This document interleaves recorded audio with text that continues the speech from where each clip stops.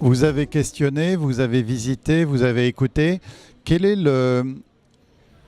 l'enseignement qui vous est venu quant à ces blocages que connaît aujourd'hui le développement de l'Afrique?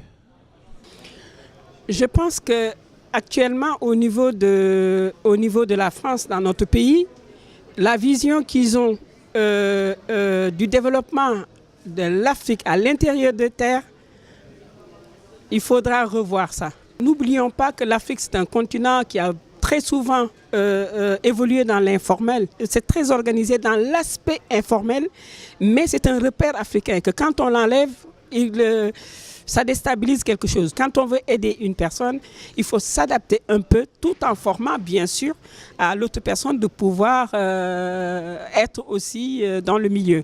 J'étais très surpris moi de ma part de voir toutes les femmes et les jeunes. Je tiens à préciser que dans le réseau il y a des jeunes. Ils nous ont tous demandé la formation. La formation, l'Afrique ne veut plus être le bébé qu'on donne le biberon. Ils veulent être professionnels. On ne peut pas développer un endroit si on n'est pas professionnel. De savoir ce que c'est que la transformation, ce que c'est que produire, ce que c'est exporter, vendre du bon produit, ça termine quand, qu'est-ce qui est bon. Et ça, c'est des questions où j'étais vraiment, personnellement très heureuse de voir qu'il y a une autre aperçu des Africains elles-mêmes sur place, à l'intérieur des villages.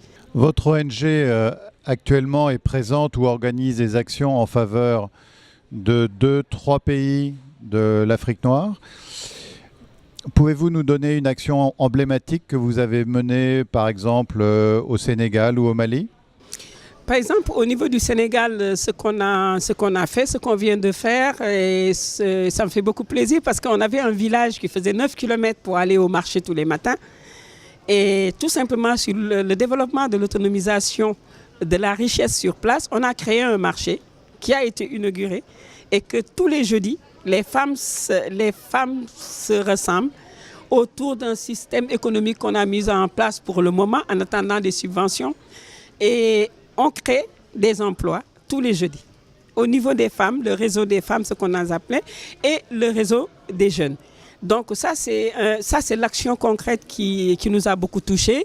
On a été à l'intérieur des terres comme Sokone, parce que notre zone de test et zone de travail, c'est Sokone. Et Sokone, c'est la porte des îles du Saloum.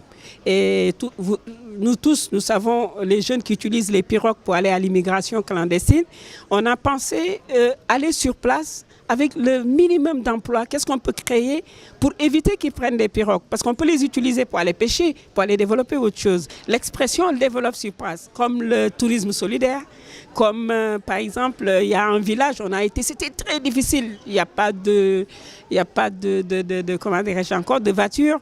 Et on dit pourquoi ne pas développer des charrettes, par exemple. Bon, des charrettes, c'est faisable.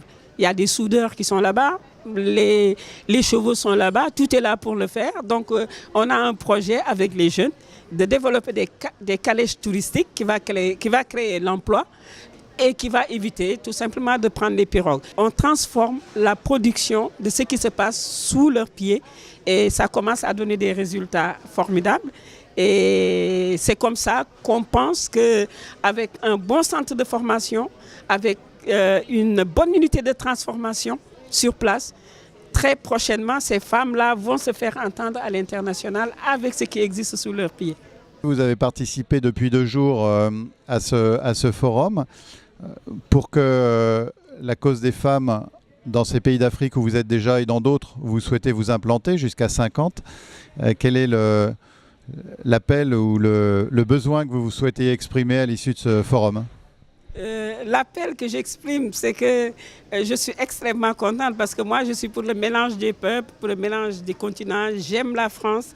Je suis française à part entière. J'adore mon pays et je suis africaine, sénégalaise. J'adore le Sénégal et l'Afrique.